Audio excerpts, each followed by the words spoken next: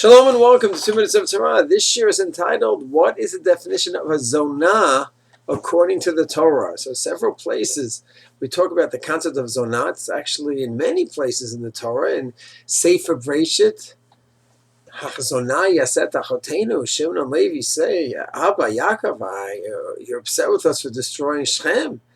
But what they did to Dinah, Zonah yaset achotenu, we're going to let them go ahead and treat her like a Zonah.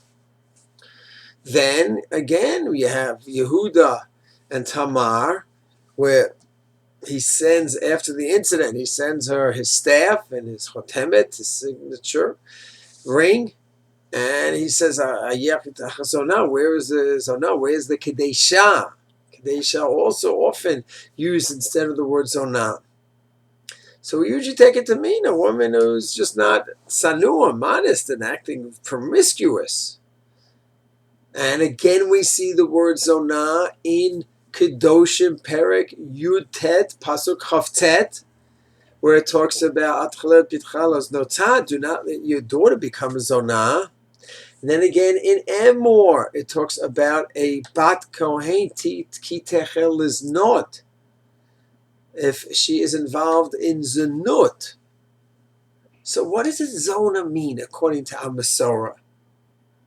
So we have a lot of ways that we interpret. Oh, she's a Zonah. She's acting in a promiscuous manner. But halachically, what does it mean?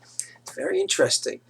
There's a big debate in Rashi, between Rashi, Ramban, and all the commentaries in Kedoshim, Perek Yutet, Pasuk Chavtet, chapter 19, verse 29, where Rashi says, Znut, the word means he goes ahead, you allow your daughter to go ahead and be with another man, and they don't have marriage, no kedushin, just with each other. They're going in, making home with each other. Maybe they're going to get married in a few months, maybe not, and you're fine with that. That's Znus.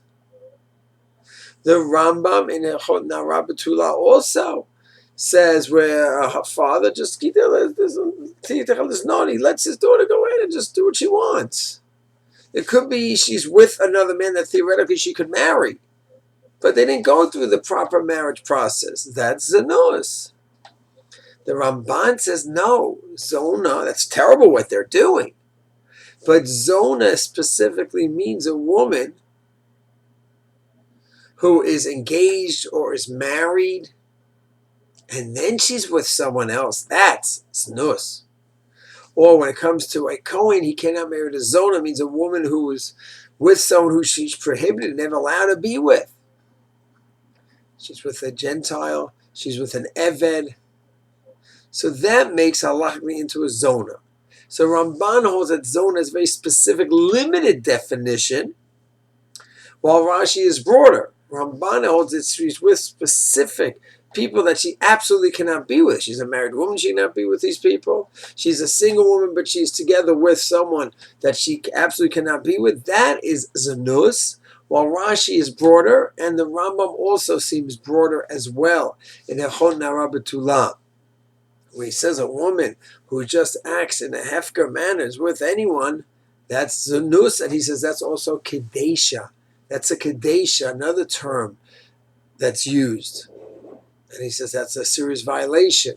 Kesef Mishnah says a little bit funny because in the first parak in chapter in Hilchot Ishud, he says Kadesh even just one time that a man is with a woman without Kedushin. That's defined as a Kadesha.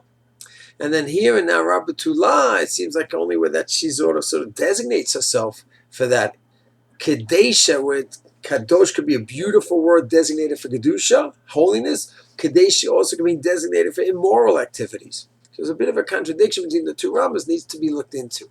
Either way, the association we all have with the word Zonah obviously is a very negative one, and it should be that way. In terms of the technical definition, so we're learning the Gemara in Sanhedrin now in the early morning Shir. So in Sanhedrin, Nun Amid Ben, Nun Aleph Amid Aleph is discussing the topic of Zonah, and therefore we explore the different ways to understand what does the word Zonah means, and there's a range going from Rashi, Rambam to more inclusive, to Ramban to a very specific definition of what the word means.